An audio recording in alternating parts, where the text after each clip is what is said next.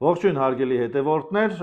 ոլորտը ներսից հաղորդաշարի թվով երկրորդ թողարկումն է եւ մենք գտնվելով Կոմոդո ընկերության արտադրամասում, այսօր կփորձենք ձեզ ներկայացնենք ներսից, թե ինչպես է արտադրական process-ները իրականացվում, ինչ նյութեր ենք օգտագործում եւ ինչից է բաղկացած եւ ինչից է գոյանում արտադրատեսակի գինը։ Ինչի համար է վճարում հաճախորդը, արտաքին տեսքի, թե կան ներքին թաքնված հանգույցներ, որոնց վրա կարելի է ուշադրություն դարձնել։ Սկսենք ինժեներական գծագրերից, որը բավականին ժամանակատար է եւ ամենակարևորը, ինչպես եւ շենք կառուցելիս ճարտարապետությունը նույն տրամաբանությամբ մենք առաջնորդվում ենք եւ փորձում ենք հիմքից շատ ճիշտ եւ գրագետ սկսենք։ Ինժեներական գծագրերը կատարվում են գործարանային լոգիկայով եւ դետալ առ դետալ մշակվում մեր մասնագետների կողմից, որպիսի հաջորդ անգամ նույն մոդելը կառուցելու դեպքում մենք ունենանք հստակ արխիվ, ունենանք գործարանային դետալային այդ հավաքածուն, որով կարելի է առաջնորդվել եւ շարունակել։ Գծագրերից հետո անցնենք հիմքին, որը մեր Պրոդուկցիայի ամենաբաղկացուցիչ եւ ամենակարևոր մասն է։ Ես հաճախ փորձում եմ համեմատել շենքի հետ մեր արտադրությունը, քանի որ ինքը թաքնված է, արտաքին տեսքով հնարավոր է շատ բան կոծկել, թաքցնել։ Մենք շատ կարևորում ենք հիմքը, ինչպես եւ մետաղական ամրանները շենքի ամրություններն, այդպես էլ բազմոցների հիմքն է շատ կարևոր։ Սկսեմ փայտանյութերից, որը մենք օգտագործում ենք ռուսական եղևնու փայտ, AB կատեգորիայի, որը ի դեպ նույնիսկ արտաքին մասերում կարելի է օգտագործել, բայց սա մենք օգտագործում ենք հիմքի ներսում։ Նկարագրեմ մի քանի կարևոր դետալ, թե ինչ ենք օգտագործում այս փայտը։ Նա թեթև է, շատ ամուր եւ A կատեգորիան դա արտաքին տեսքի որակի մասին է խոսում եւ B կատեգորիան ինքը ենթադրում է շատ փոքրիկ ոստային հատվածներ, որը շատ կարևոր դեր ունի հիմքի մեջ, որովհետեւ բոլորս գիտենք, մեծ ոստերը կարող է ամրությունը ամբողջովին թուլացնել։ Եվ այս փայտանյութի հաշվին մենք կարողանում ենք ստանալ շատ ամուր հիմքեր, շուտով կներկայացնեմ նաև արտադրական process-ի մեջ, թե ինչպես ենք իրեն ամրացնում, բացի իր ամրությունը, եւս մենք հաղորդում ենք հավելյալ ամրություն։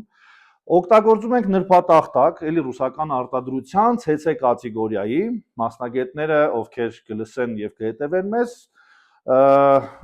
կասեն, որ ճշմարտացի է այս ամենը, CC կատեգորիան ինքը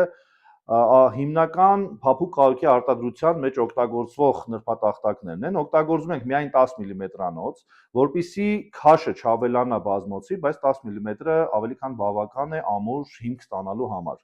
CC կատեգորիան ինքը շեշտը դրված է ոչ թե արտաքին տեսքի վրա, օրինակ կնկատենք թեթև ոստանման ինչ-որ հատվածներ, բայց ինքը հիմքը դրված է ամրության վրա։ Այսինքն մենք այս փայտանյութը, որը ծառայեցնում ենք հիմքին, սա պրեմիում դասի կահույքի նյութերն են, որոնք մենք փորձում ենք մաքսիմալ բոլոր պրոդուկցիաների մեջ օգտագործենք, սկսած փոքրիկ աթոռակից վերջացրած մեծ բազմոցներով։ Այժմ ուզում եմ ներկայացնեմ հաջորդ փուլը, դա սպունգերի օգտագործման փուլն է։ Մենք հիմնականում օգտագործում ենք ռուսական Fomline ընկերության սպունգները։ Շեշտեմ նաև, որ հիմնադիրը կազմակերպության մեր հայրենակիցն է, բայց մենք չենք առաջնորդվում միայն դրանով, այլ նրա գրաված դիրքով շուկայում շատ բարձրակարգ որակի սպունգի արտադրություն ունի, որը շատ գովել է եւ տարածաշրջանում համարվում է լավագույն սպունգ արտադրող ընկերությունը։ Օրինակ նկարագրեմ նստատեղի հատվածը, թե ինչպես ենք մենք համադրում։ Հիմնականում ամենացածր սպունգի հատվածը մեր մոտ բաղկացած է լինում 3 շերտերից, կներեք դասավորությունը ուղղեմ։ Ինքը մանուշակագույն, սպիտակ եւ դեղին շերտերից, երբ որ 120 մմ նստատեղի հատված ենք ունենում, իրենք գույներով տարանջատվում են, դա իրենց խտությունների եւ որակի մասին է խոսում։ Այս մանուշակագույն սպունգը ինքը խտությունով 35 խտության սպունգ է, բավականին չոր, բայց բավականին երկարադիմացկուն։ Դրա համար մենք փորձում ենք աշխատում ենք երեսի շերտերում չօգտագործենք, որպեսզի հաճախորդները առանց այն էլ հայկական փափուկ կահույքից դժգոհություն ունեն զուտ փափկության առումով, բայց ես որպես մասնագետ խորհուրդ եմ տալիս միջին փափկություն, որովհետև շատ փափուկ բազմոցները ընթացքում առաջացնում են խնդիրներ, թե մեջքի, թե հոգնածություն եւ չես կարողանում նստել, այլ սկսում ես պառկել։ Դրա համար մենք փորձում ենք միջին փափկության բազմոցներ արտադրենք, սա խտությամբ ամենաբարձր, բայց ամենափափուկ սպունգն է։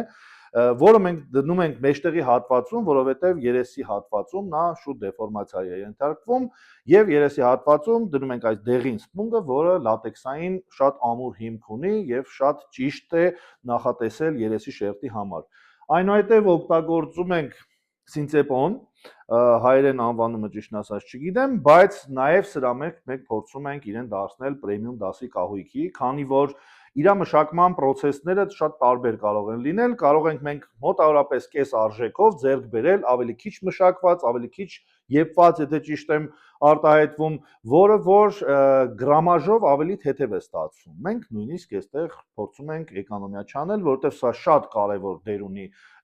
արտաքին տեսքի համար եւ նաեւ ինքը ավելի երկարակյաց է եւ ավելի դիմացկուն։ Մեջքի հատվածում օգտագործում ենք հիմնականում այս վարդագույն սպունգերը, որը էլի 35 խտություն է, բայց ավելի փափուկ, որը շատ նպատակահարմար է մեջքի վրա օգտագործելու համար։ Ունենք նաև 25 խտությամբ այս մոխրագույն սպունգերը, որը շատ հաճախ շուկայում կնկատեք, որ օգտագործում են նստատեղի համար, բայց ես որպես մասնագետ խորհուրդ չեմ տալիս օգտագործել այս սպունգը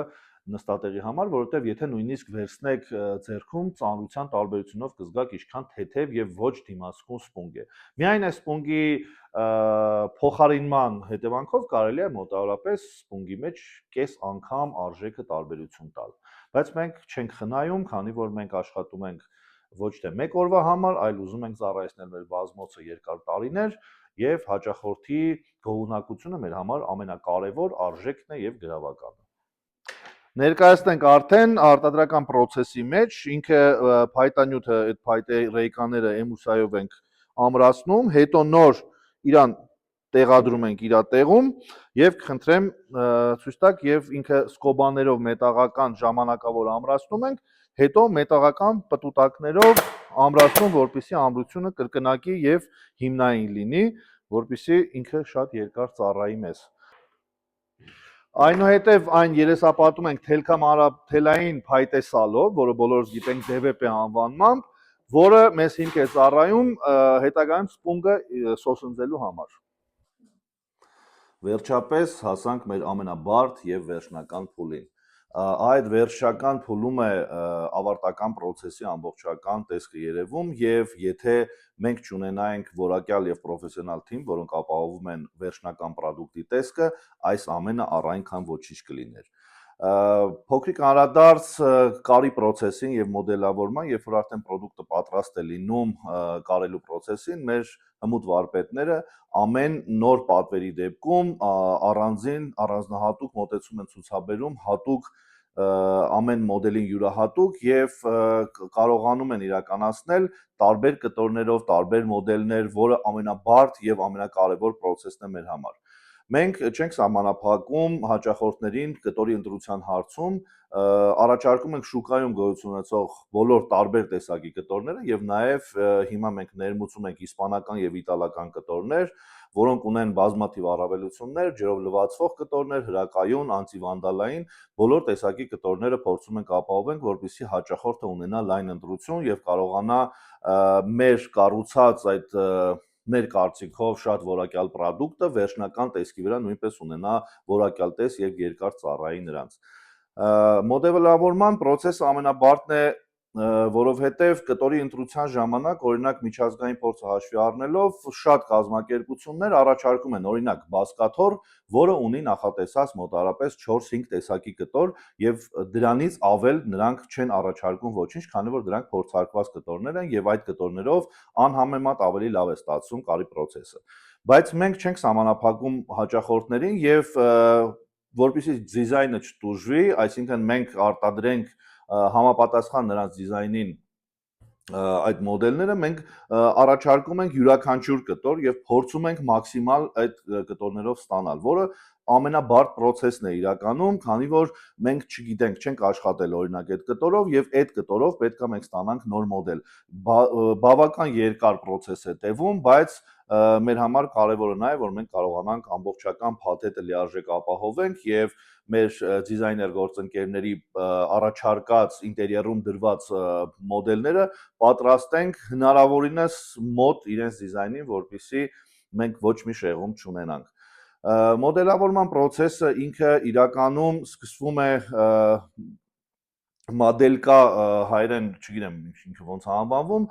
առանձին դետալ առ դետալ մոտարապես handmade լոգիկայով մենք առանձնահատուկ ամեն հաճախորդի համար կարում եւ պատրաստում ենք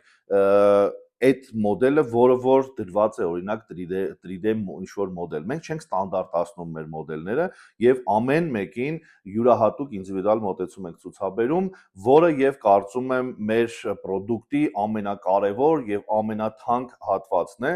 Այն հաճախորդները, որոնք նախընտրում են հատուկ իրենց տան համար կամ դիզայներական ընկերությունը, ով որ ունի հատուկ մոտեցումներ, որ կարևորում է օրինակ կտորի գույնը, մոդելը, իր բարդությունները հաշվի առնելով, մենք հարգելով նրանց աշխատանքը մաքսիմալ փորձում ենք կատարել իրենց պահանջներին համապատասխան, որպեսզի կարողանանք ամբողջական դիզայն պրոյեկտը չվերափոխենք կամ ընդհանուր դիզայնի էլեմենտները պահպանենք ինչպիսին որ նրանք նախատեսել են։ Մեր կարի պրոֆեսիոնալ վարպետները ամեն օր եւ նույնիսկ այդ անհատական պատվերները իրականացնելու դեպքում ավելի պրոֆեսիոնալ են դառնում եւ մենք օրեցօր փորձում ենք չզիջել միջազգային շուկայում գոյություն ունեցող փափուկ արտադրողներին եւ կարծում եմ մեր հայկական արտադրանքը, մեր հայ վարպետների աշխատանքը կարելի է եւ պետք է գնահատել արժանվույնս եւ կարծում եմ մենք ամեն ինչ փորձում ենք անել դրա համար։ Հուսով եմ կարողացա մանրամասն ներկայացնել ամբողջ արտադրական process-ը, որպեսզի դուք տեսնեք եւ պատկերացնեք, թե ինչի համար եք վճարում մեզ։ Շնորհակալ ենք ուշադիր լինելու համար, եթե կան հարցեր, որոնց չանդրադարձա, խնդրում եմ կոմենտներում կամ ուղիղ նամակով դիմել մեզ եւ սիրով կպատասխանենք ձեր բոլոր հարցերին։ Հիշեցնեմ, որ մենք գտնվում ենք Կոմոդոյի արտադրամասում, ձեր հետ է Վիգեն Պողոսյանը, ոլորտը ներսից հաղորդաշարի շրջանակներում, հուսով եմ շուտով կհանդիպենք, գրեք կոմենտներում այն բոլոր ձեզ հետաքրքրող հարցերը, որոնք անհանգստացնում են եւ որոնց համար ուզում եք փնտրել լուծումներ եւ չեք գտնում, մենք սիրով կգտնենք ոլորտի լավագույն մասնագետներին եւ կներկայացնենք ձեր դատին։ Շնորհակալություն